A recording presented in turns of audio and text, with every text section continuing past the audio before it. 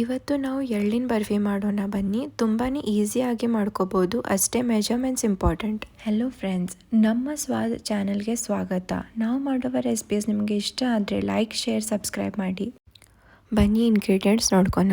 1.5 ಕಪ್ಪು ಎಳ್ಳು, 1.5 ಕಪ್ಪು ತರಿ ಮಿಕ್ಸಿ ಮಾಡಿರೋದು ಶೇಂಗಾ ಪುಡಿ, 1 ಕಪ್ಪು ಸಕ್ಕರೆ, ಕಟ್ ಮಾಡಿರೋದು ಬಾದಾಮಿ, ಏಲಕ್ಕಿ, ಹೆರಿದಿದ್ದು ಒಣ ಕೊಬ್ಬರಿ, 1 ಕಪ್ಪು ಹಾಲು. ಬನ್ನಿ ಮಾಡುವ ವಿಧಾನ ನೋಡೋಣ. ಒಂದು ಪ್ಯಾನ್ನಲ್ಲಿ ನೀವು ಎಳ್ಳು ಹಾಕಿ ಅದನ್ನು ಚಟಪಟ ಅನ್ನೋ ತನಕ ಡ್ರೈ ರೋಸ್ಟ್ ಮಾಡ್ಕೊಳ್ಳಿ. ಗೋಲ್ಡನ್ ಬ್ರೌನ್ ಆಗೋ ತನಕ ವೇಟ್ ಮಾಡೋಕ್ಕೆ ಹೋಗಬೇಡಿ, ಇಲ್ಲಾರೆ ಎಳ್ಳಿನ ಬರ್ಫಿನಲ್ಲಿ ಹೊತ್ತಿದ ವಾಸ ಬರುತ್ತೆ. ಇದು ನೀವು ಸಂಕ್ರಾಂತಿಗೆ ಮಾಡ್ಕೋಬೋದು ಅಥವಾ ಸಂಕ್ರಾಂತಿದಿಂದ ರಥಸಪ್ತಮಿದಾಗ ಆಗೋವು ಹಳದಿ ಕುಂಕುಗೆ ಗೆಸ್ಟಿಗೆ ಮಾಡಿಕೊಡ್ಬೋದು. ಆಗಲೇ ಹುರಿದಿಟ್ಕೊಂಡಿದ್ದು ಎಳ್ಳು ಒಂದು ಮಿಕ್ಸಿ ಜಾರ್ನಲ್ಲಿ ಹಾಕಿ ಅದು ಈ ರೀತಿ ತರಿಯಾಗಿ ಮಿಕ್ಸಿ ಮಾಡಿಕೊಳ್ಳಿ.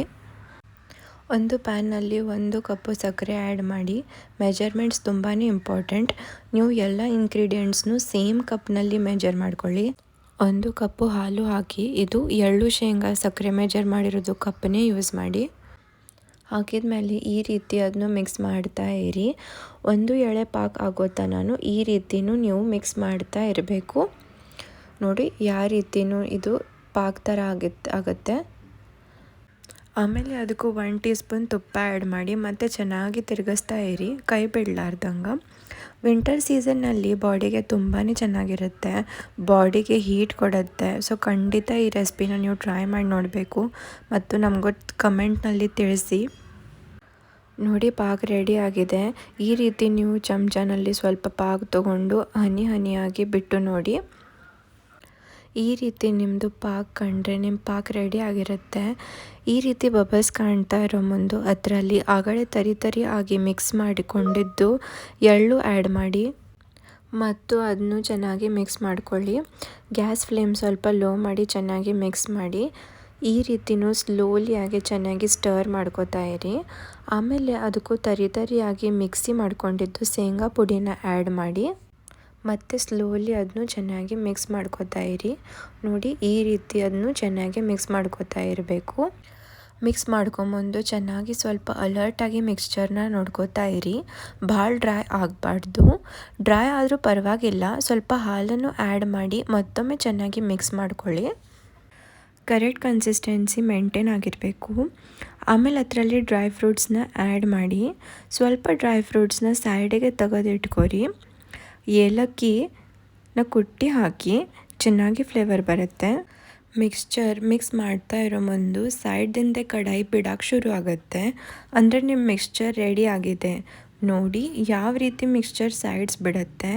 ಈ ರೀತಿಯೂ ನಿಮ್ಮದು ಮಿಕ್ಸ್ಚರ್ ಸೈಡ್ಸ್ ಬಿಡಬೇಕು, ಅಂದರೆ ಮಿಕ್ಸ್ಚರ್ ಕರೆಕ್ಟಾಗಿ ರೆಡಿಯಾಗಿದೆ. ಒಂದು ಸ್ಟೀಲ್ ಪ್ಲೇಟು ಅಥವಾ ಟ್ರೇನಲ್ಲಿ ಚೆನ್ನಾಗಿ ತುಪ್ಪ ಹಾಕಿ ಗ್ರೀಸ್ ಮಾಡ್ಕೋಬೇಕು. ಅದೇ ರೀತಿ ನೀವು ಲಟ್ಟಣಿಗೆಗೂ ಗ್ರೀಸ್ ಮಾಡ್ಕೋಬೇಕು. ರೆಡಿ ಮಾಡಿರೋದು ಮಿಕ್ಸ್ಚರು ಅದು ಪ್ಲೇಟ್ ಅಥವಾ ಟ್ರೇನಲ್ಲಿ ಚೆನ್ನಾಗಿ ಸ್ಪ್ರೆಡ್ ಮಾಡಿ ಮತ್ತು ಅದಕ್ಕೂ ರೆಕ್ಟ್ಯಾಂಗಲ್ ಶೇಪ್ನ ಕೊಡಿ. ನೋಡಿ ಈ ರೀತಿ ರೆಕ್ಟ್ಯಾಂಗಲ್ ಶೇಪ್ನ ಬರಬೇಕು. ಈಗ ಸೈಡ್ ಇಟ್ಟಿರೋದು ಡ್ರೈ ಫ್ರೂಟ್ಸು ಮಿಕ್ಸ್ಚರ್ ಮೇಲೆ ಗಾರ್ನಿಷ್ ಮಾಡಿ. ಹಾಗೆ ಹುರಿದು ಇಟ್ಟಿರೋದು ಕೊಬ್ಬರಿನೂ ಗಾರ್ನಿಷ್ ಮಾಡಿ. ತುಂಬಾ ಚೆನ್ನಾಗಿ ಟೇಸ್ಟ್ ಬರುತ್ತೆ. ಈಗ ಲಟ್ಟಣಿಗೆ ತೊಗೊಂಡು ಸ್ಲೋಲಿ ಮಿಕ್ಸ್ಚರ್ ಮೇಲೆ ಲಟ್ಟಿಸಿ. ನೋಡಿ ಈ ರೀತಿ ಚೆನ್ನಾಗಿ ನೀವು ಸ್ಲೋಲಿಯಾಗಿ ಲಟ್ಟಿಸ್ಬೇಕು. ಲಟ್ಟಣಿಗೆಗೂ ನೀವು ಚೆನ್ನಾಗಿ ಗ್ರೀಸ್ ಮಾಡ್ಕೋಬೇಕು, ಇಲ್ಲಾದರೆ ಎಲ್ಲ ಮಿಕ್ಸ್ಚರ್ ಲಟ್ಟಣಿಗೆ ಹತ್ತೋಗುತ್ತೆ. ಈಗ ಒಂದು ಚಾಕು ಅಥವಾ ಒಂದು ಪಿಜ್ಜಾ ಕಟ್ಟರ್ ತೊಗೊಂಡೆ ಮಿಕ್ಸ್ಚರನ್ನು ಸ್ಮಾಲ್ ಸ್ಕ್ವೇರ್ ಪೀಸಸ್ನಲ್ಲಿ ಕಟ್ ಮಾಡಬೇಕು. ನೋಡಿ ಈ ರೀತಿನೂ ನೀವು ಕಟ್ ಮಾಡ್ಕೋಬೋದು. ಕಟ್ ಮಾಡಿದ ಮೇಲೆ ಮಿಕ್ಸ್ಚರನ್ನು 15 to 20 ಮಿನಿಟ್ಸ್ ಕೂಲ್ ಡೌನ್ ಆಗಕ್ಕೆ ಬಿಡಿ. ಆಮೇಲೆ ನೀವು ಅದನ್ನ ಒಂದು ಡಬ್ಬಿನಲ್ಲಿ ಸ್ಟೋರ್ ಮಾಡ್ಕೋಬೋದು. ರೆಸಿಪಿ ನಿಮಗೆ ಇಷ್ಟ ಆಗಿದೆ ಅಂತ ಅನ್ಕೋತೀನಿ. ಇಷ್ಟ ಆದರೆ ಪ್ಲೀಸ್ ಲೈಕ್, ಶೇರ್, ಸಬ್ಸ್ಕ್ರೈಬ್ ಮಾಡಿ. Thank you for watching.